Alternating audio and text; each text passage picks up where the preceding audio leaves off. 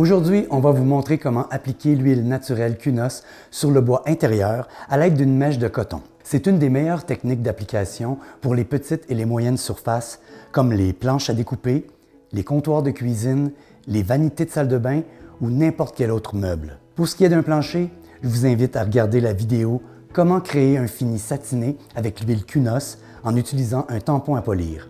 Pour ce qui est des bols à salade, des comptoirs de cuisine ou autres ustensiles en bois, prenez note que tous les produits Livos, intérieurs et extérieurs, sont dotés d'un grade alimentaire, ce qui veut dire qu'ils ne sont pas nocifs pour la santé. Que vous travaillez avec un bois neuf ou déjà verni, la première étape est celle du sablage. Dans le cas du bois neuf, on cherche à éliminer le glacis d'usinage qui a refermé les pores du bois.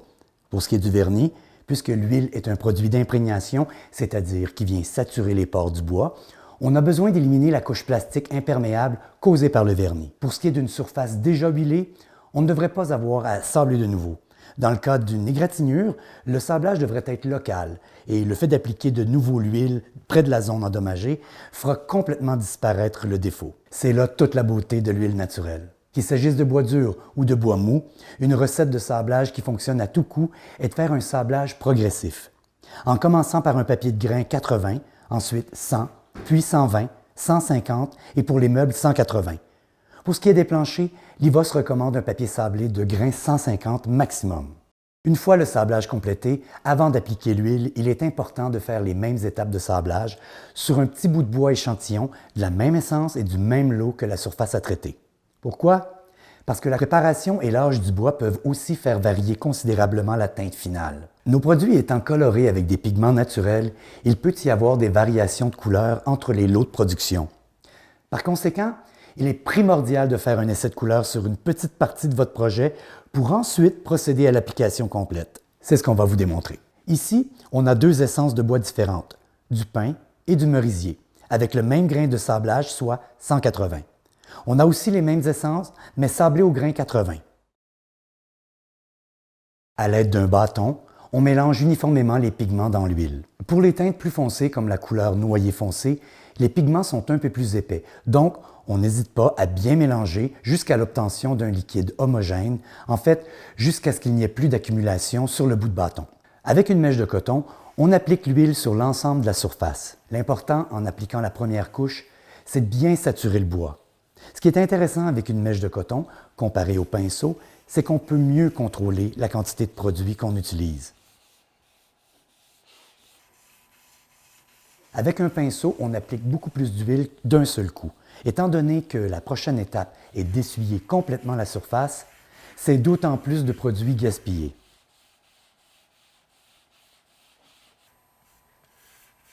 Voilà, l'application est terminée. On doit maintenant attendre 10 à 15 minutes, puis ensuite, on essuie complètement la surface en retirant l'excédent d'huile qui n'a pas été absorbé par le bois. Une fois l'huile appliquée, on a deux options. La première, c'est d'essuyer complètement le surplus en utilisant un chiffon propre et sec. C'est une méthode très simple qui donne un fini plus mat. Vous obtiendrez une couleur plus riche en appliquant 3 couches du produit.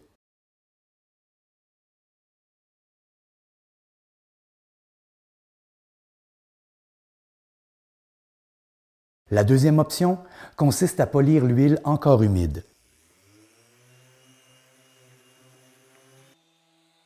Comme vous pouvez le constater, c'est une méthode aussi simple qui donne un fini plus satiné et une couleur plus riche. En plus, vous économiserez sur l'huile puisqu'elle est littéralement poussée dans les pores du bois. Par contre, en première couche, ça demande une certaine expérience. Donc faites attention de ne pas trop en mettre et de créer un film à la surface. Ça pourrait vous causer des problèmes. On peut bien voir que le fini est assez différent avec une même essence de bois. J'espère que ces 4 exemples vont vous convaincre de toujours effectuer vos tests de couleur avant de commencer votre projet. Avec un bois mou, si le grain du sablage final est trop grossier, le bois va rester absorbant et tacher la surface. Tandis qu'avec un bois dur, un sablage trop fin fait pâlir le bois. On en est maintenant à l'étape du séchage. On doit attendre de 12 à 24 heures avant d'appliquer la deuxième couche. Pour la deuxième couche, comme on a une planche bien saturée en huile, il est important d'appliquer une plus petite quantité, normalement moins du tiers de ce qu'on a utilisé pour la première couche.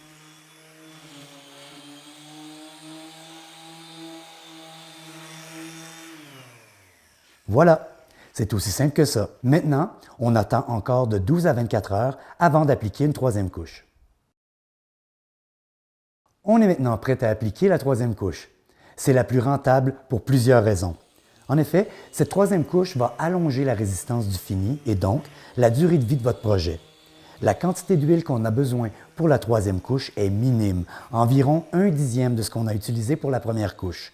Et comme vous êtes déjà installé pour votre projet, la troisième couche est vraiment un choix judicieux. Si vous avez besoin de nettoyer votre surface régulièrement, comme dans le cas d'un dessus de comptoir, il est recommandé d'utiliser un savon au pH neutre, comme le Trena, pour allonger encore plus la durée de vie de votre fini. Vous pouvez ajouter à votre eau de lavage un produit de cire nettoyante comme le Glanos à chaque 4-5 nettoyages. En appliquant une mince couche de cire, c'est la cire qui s'usera et non le fini de l'huile. Pour l'entretien, il suffira d'ajouter une couche d'huile lorsque la surface devient un peu terne. Avant de terminer, voici une précaution d'emploi afin d'éviter le phénomène d'autocombustion. Les chiffons, disques de polissage, applicateurs imprégnés d'huile doivent toujours être placés à l'abri de l'air dans un récipient métallique hermétiquement fermé ou submergés dans l'eau pour ensuite procéder à leur élimination. Merci d'avoir pris le temps d'écouter notre vidéo d'application de l'huile Kunos sur le bois intérieur. Comme vous voyez, le résultat est vraiment magnifique. C'est un projet facile à faire que vous pourrez exécuter par vous-même. N'hésitez pas à nous envoyer des photos de votre projet à info@livos.ca ou en les partageant sur notre page Facebook. À bientôt!